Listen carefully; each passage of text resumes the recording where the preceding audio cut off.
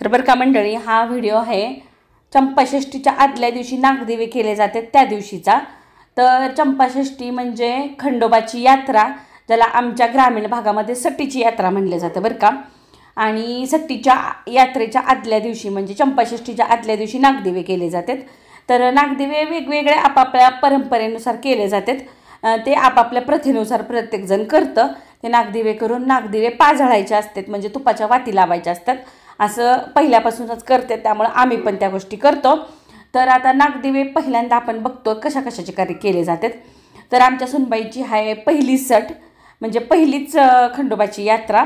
आमच्या गावात आमचं ग्रामदैवत मानलं जातं खंडोबा। तर त्या खंडोबाची यात्रा आणि जे जे सेवेकरी आहेत त्यांना माहिती असेल की खंडोबाचं हे षड्रात्र असतं आणि त्याच्यामध्ये आपल्याला मल्हारी सप्तशतीचे पाठ केले जातात। आणि नवरात्र जे असतं देवीचं त्याच्यावेळेस आपण दुर्गा सप्तशतीचे पाठ करतो, पण जे खंडोबाचं षड्रात्र असतं त्यामध्ये आपण मल्हारी सप्तशतीचे पाठ करतो। आता कर्त्या पुरुषांनी करायची सेवा आहे, पण ज्यांच्या घरी शक्य नसेल तिथे महिलांनी पण केलं तरी चालतं। तर का नाही, आता आपण पहिल्यांदा बघू की नागदिवे कशा कशाचे केले जातात।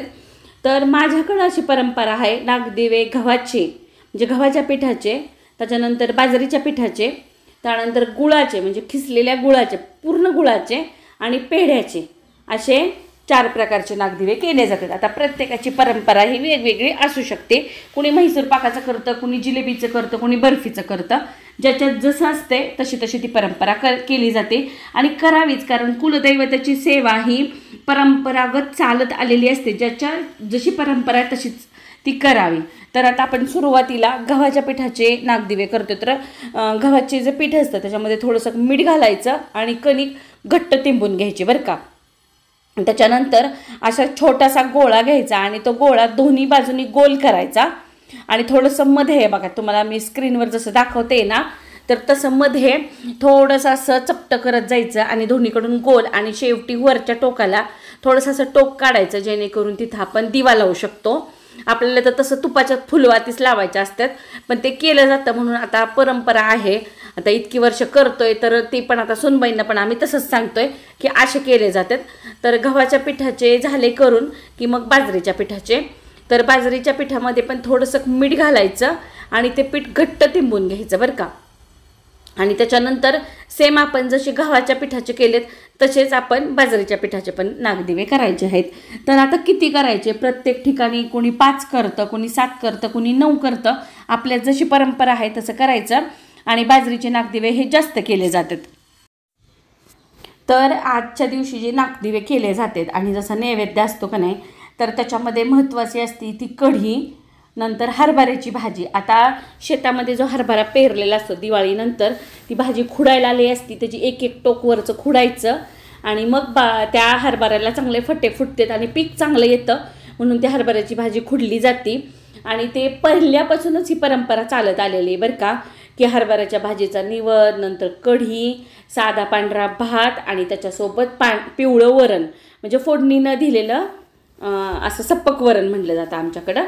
तर आपले तोपर्यंत नागदिवे करून झालेत बरं का, वाफवायला ठेवलेत। आता आपण हरभऱ्याची भाजी टाकून घेतो म्हणजे फोडणीला, त्यासाठी कढईमध्ये तेल गरम करून घेतलं। तर तेल गरम होते त्यावर लसूण, नंतर हिरवी मिरची, थोडंसं जिरं आपण खलबत्त्यामध्ये जाडं जाडं कुटून घेतलं, ते चांगलं परतिलं की त्याच्यात थोडी हळद घालायची आणि चांगली निवडलेली भाजी घालायची बरं का। भाजी करायच्या आधी चांगली निवडायची, कारण त्याच्यामध्ये आता आभाळ फिरलं ना की बारीक बारीक असे किडे पण होतात म्हणून। आणि नंतर आता बिनधुता भाजी घातली बरं का, ही आपली घरची भाजी आहे म्हणताना। आणि ती भाजी घातल्यानंतर त्याच्यात चवीनुसार मीठ घातलं आणि जाड जाड शेंगदाण्याचं कूट घातलं, परतून घ्यायची एकदा आणि थोडं आंगचं पाणी घालायचं। चांगली कवळी लुसलुशीत भाजी आहे, निब्बर असली जरा जास्त पाणी घातलं, पाणी घालून शिजवलं तरी बी चांगली लागते। पण आत्ताच आता नुकत्याच खुडून आलेल्या भाज्या आहेत ना, तर कवळ्या आहेत चांगल्या। आणि थोडंसं पाणी घातल्यानंतर चांगली वाफ काढायची, एकदा मिक्स करायची, डाळ बीळ काही घालायचं नाही, नुसतं हिरवी मिरची थोड्याशा कुटातली ही भाजी असते बरं का, एकदम भारी लागते। आणि ह्या दिवशी जी हरभऱ्याची भाजी लागती, कढी लागती, त्याची चव ती परत कधीच लागत नाही। नंतर मी तुम्ही करून बघा, पण नागदिवेच्या दिवशीची केलेली हरभऱ्याची भाजी कढी वेगळंच लागते। तर आपली भाजी झाली, आता कढी करू।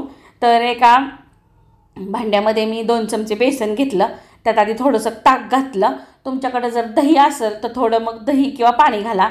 चांगलं त्याच्या गाठी फोडून घेतल्या आणि लागेल असं ताक घातलं, थोडं पाणी घालून त्याच्यामध्ये चवीनुसार साखर घातली आणि थोडीशी हळद घातली.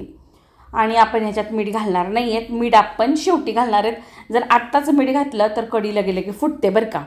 नंतर तेल घालून घेतलं कढईमध्ये, मोहरी चांगली तडतडून घेतली आणि त्याच्यामध्ये घातलं आपण कोथिंबीर, एक मिरची, आलं, लसूण आणि थोडं जिरं ह्याचं वाटण. हे पण आपण खलबत्त्यातच कुटलं होतं. चांगलं ते परतून घेतलं. नंतर त्यात हळद घातली होती आपण ताकामध्ये पण, परत फोडणीमध्ये पण घातली आणि ते बेसनाचं ताक घालून घेतलं. आणि जेव्हा आपण कढी फोडणी देतो तेव्हा इकडं तिकडं कुठंच जायचं नाही, कारण कढी फुटू शकते. त्याला मध्ये आधी असं हलवावं लागतं कढीला एकदा फोडणी दिली की तसंच सोडायचं नाही. तशी सोडली की कढी फुटायला चालू होते. म्हणजे जशी जशी आपल्याला त्याला उष्णता लागते त्या ताकाला तसं ते ताक फुटायला चालू होतं. म्हणून असं मिक्स करत राहायचं. आणि असा फेस आला आहे बघा ह्या पद्धतीचं, तेव्हा मग घालायचं आहे आपल्याला चवीनुसार मीठ आणि मग परत एकदा उकळून घ्यायची. तुम्ही बघताल उकळली तरी कढी फुटली नाही, कारण आपण मध्ये मध्ये सारखं पळीने त्याला ढवळत होतो. ही एक महत्त्वाची ट्रिक आहे, टिप्स आहे म्हणू शकता आपण, की कढीला शेवटी मीठ घालायचं. आधी साखर घालतो आपण, गूळ घालतो आपल्या आवडीप्रमाणे. आणि खलबत्त्यामध्ये कुटलेला लसूण त्याची वेगळी चव लागते. तर एकदम भारी, जास्त घट्ट नाही जास्त पातळ नाही, अशी आपली कढी तयार झाली. आणि फेस पण एकदम भारी आलेला आहे. गॅस बंद करून टाकायचा एक उकळी आल्यानंतर. हे बघा तुम्ही बघताल कुठंसुद्धा फुटलेली दिसत नाही. तर ह्याची करा, ताकाची करा. कढी झाली तोपर्यंत आपण तुरीची डाळ पण शिजवून घेतली होती. त्यामध्ये थोडंसं हिंग, हळद घालून शिजवली होती, ती काढली. त्यात थोडंसं गरम पाणी घातलं, चवीनुसार मीठ घातलं आणि परत एकदा थोडं हिंग आणि हळद घालून घेतलं आणि रवीनं चांगली घोटून घेतली. तर आपली घरची डाळ आहे बरं का. तुम्हाला डाळीवरती असे डाळवे सालं दिसतील ना, तर आपण घरी केलेली डाळ आहे, त्याच्यामुळं थोडं किती जरी निवडले ना तरी ते सालं दिसतेच. आणि त्याची चव पण चांगली लागते घरच्या डाळीची. आणि चांगली रवीनं घोटल्यानंतर त्याला एकदा उकळून घ्यायची.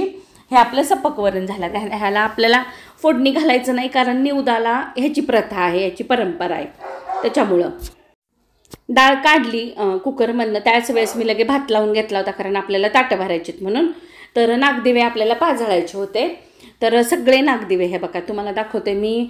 बाजरीचे आहेत, नंतर गव्हाचे आहेत, नंतर पेढ्याचे आणि गुळाचे आणि तुपाच्या वाती लावायच्या. त्याच्यानंतर एका वाटीमध्ये मी कढी, वरण आणि भाजी ठेवली आहे. आणि भातावर पण थोडंसं वरण घातले आणि तूप घातले.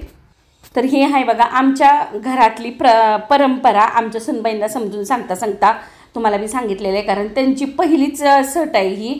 सट म्हणजे चंपाषष्ठीला आमच्याकडं सट म्हणले जातं. खंडोबाची यात्रा म्हणजे सटीची यात्रा म्हणले जातं. फार मोठा सण मानला जातो आणि सगळीकडं भरभरून असा उत्सव असतो. खंडोबाला असे निवद केले जाते. नंतर घरोघरी मुली येतात ज्यांच्या माहेरी कुलदैवत आहेत त्या. तर असा आहे हा व्हिडिओ. कसा वाटला कमेंट करून नक्की सांगा. चॅनलला सबस्क्राईब केलं नसेल तर ते पण करा. आणि थोडं जरी काही आवडलं असेल तर लाईक आणि कमेंट करायला विसरू नका. चला आता परत भेटणारच आहोत आपण नवीन व्हिडिओमध्ये. तोपर्यंत सगळ्यांना नमस्कार.